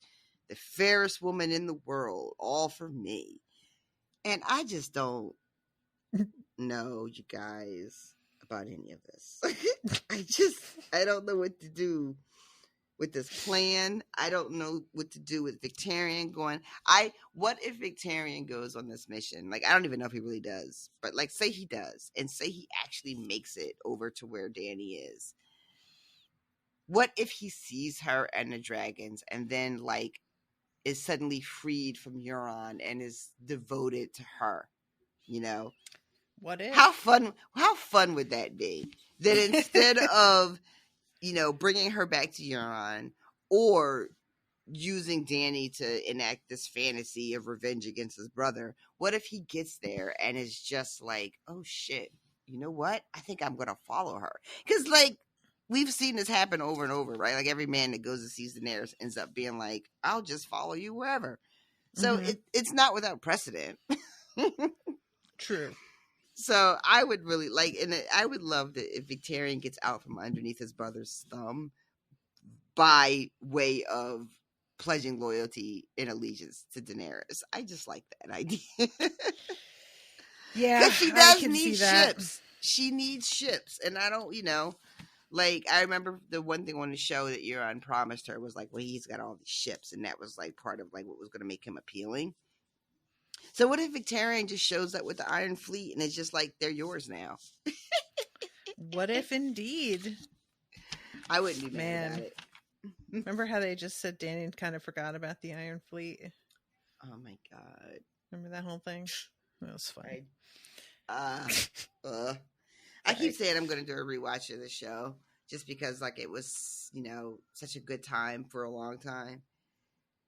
But then I keep not doing it, and it's probably for the best because eventually, it's so tough. How many things just never went anywhere good? Like, yeah.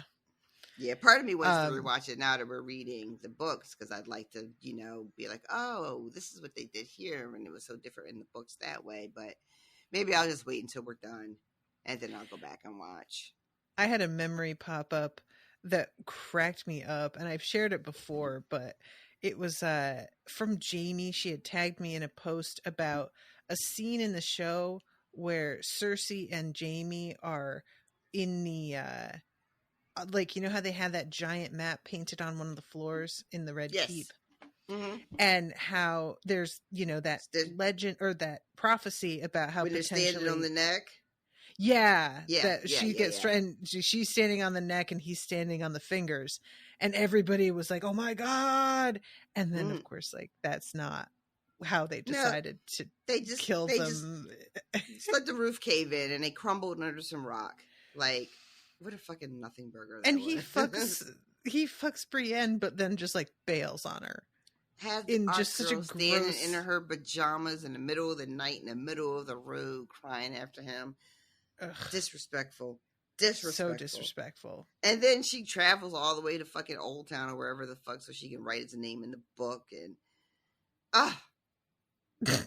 no, why did I even bring it up? I'm sorry, that was my fault. I'm sorry.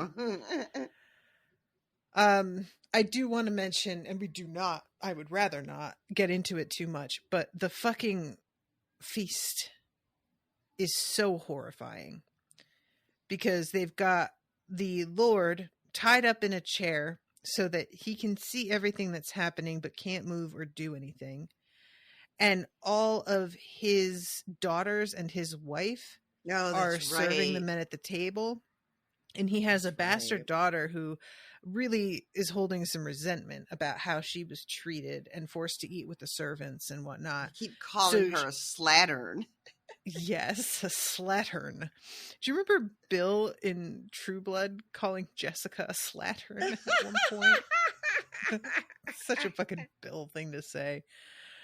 But she's like cozied up on Euron's lap, and she whispers to him, and he's like, my lady says that she was planning on picking some clothing from your wardrobes, and she doesn't want you to get your clothes dirty with the food you're serving, so you're going to have to undress. So these women have to strip, and eventually one of the like daughters gets raped like on the table in front of everybody. And the like Lord has to just sit there because he can't do shit all about it. And it's just truly like just so hideous, you know? Yeah. And so like casually mentioned too, like it's not even a point of anything. It's just some shit that's happening because why not? You know? It's just like fucking just really like incidental. And by the way, you know, we're just going to rape some women real quick on these tables and force some other women to walk around with no clothes on and have another woman be participating in the humiliation of these other women. And yeah. So I'll be honest, like when he goes up to see Euron, the girl is in his bed asleep. And I was fully expecting Euron to be into some weird shit. And for her to have been like injured somehow, you know, but it seems like they just had like regular sex and she just passed out. I was like, well, I'm relieved you're okay. His kinks are like outside of the bedroom. Yeah, I guess that's true. He's actually quite vanilla in the bed.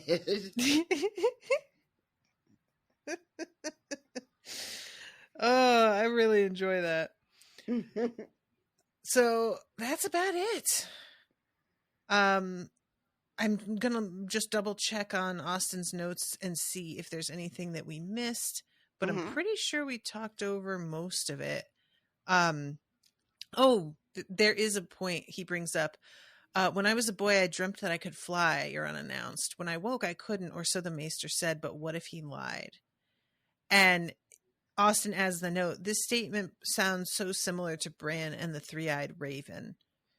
This has led to a theory that he could potentially had been like an apprentice.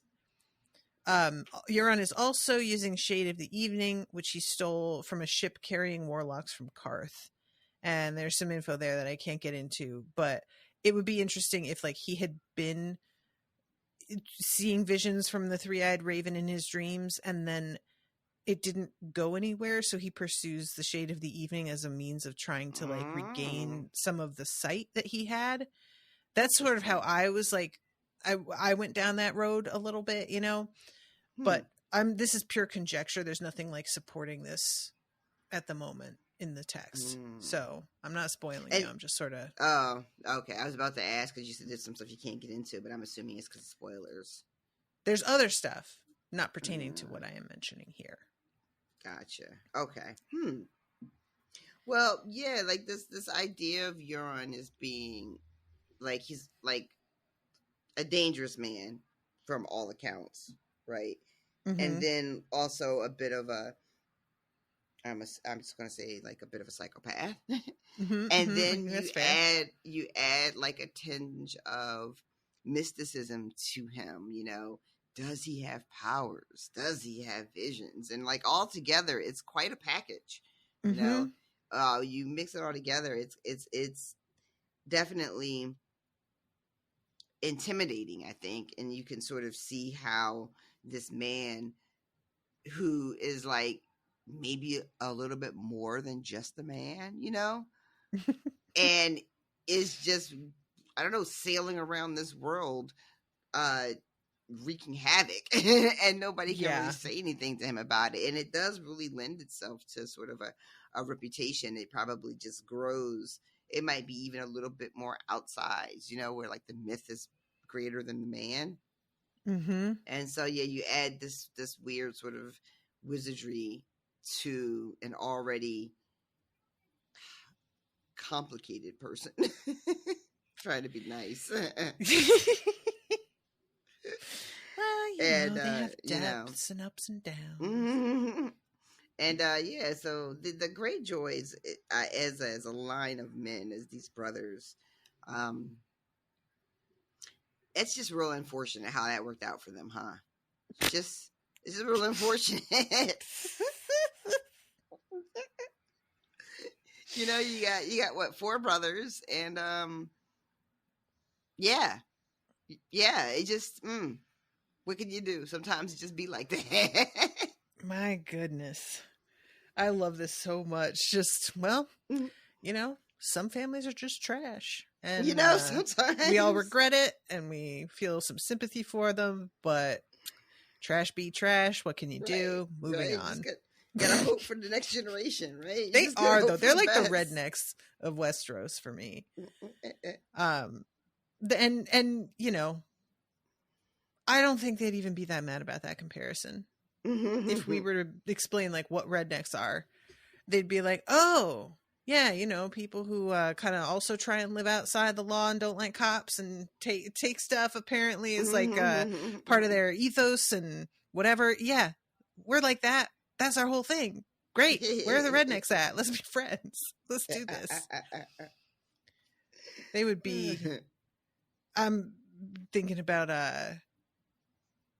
like kind of conflating rednecks with like motorcycle gangs as well, though. So I'm thinking of that with the Sons of Anarchy. They would definitely, if they could like reproduce Shade of the Evening and synthesize it, turn it into something that they could sell, they'd probably do that. Be the biggest supplier. I wonder how they make that stuff. He said it smells like fish. That sounds horrible. I'm curious if like people would have an opinion on Euron drinking that, like his own people. I'm curious. I feel like his crew of people that have been with him, his mutes and mongrels, as everyone else calls it, probably don't give a fuck. But I wonder how like the Ironborn would feel if they knew that he was drinking that. Like, what I don't know, because I don't know what their relationship is to that, like, magic and shit like that. Do you think they don't know with his lips being blue? Maybe they just don't know the significance of that.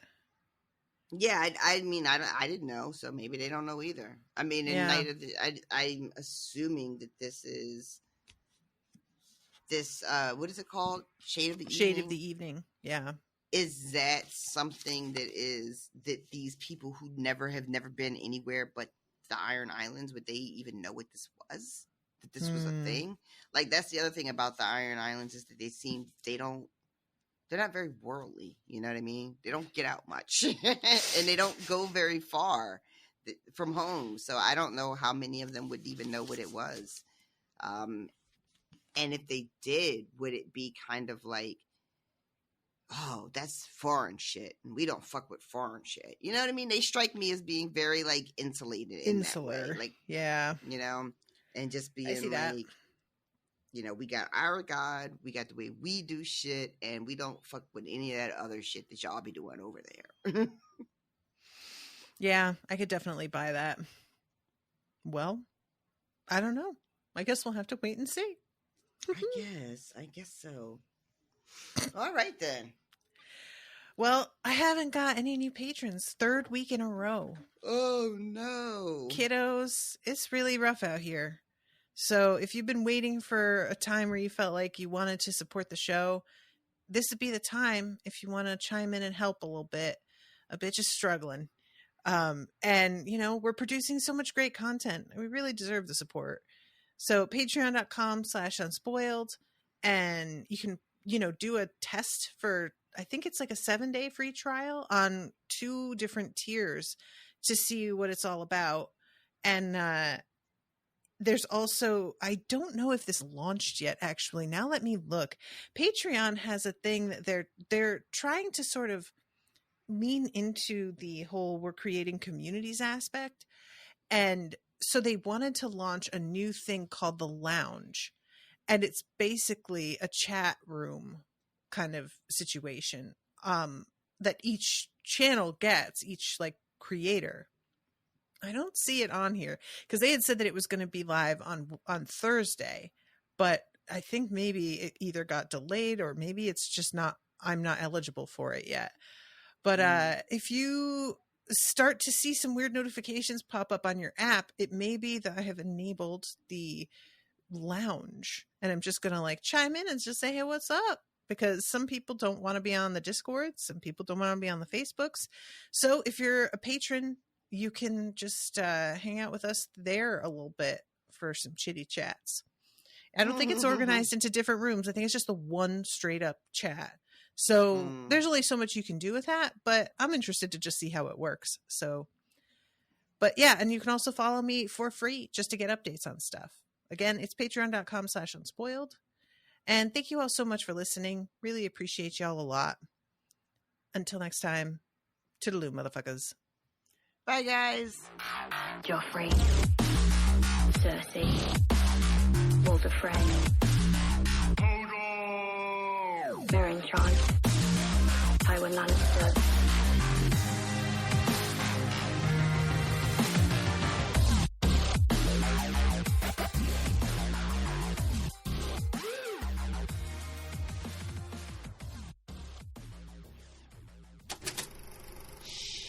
That was an Unspoiled Network podcast.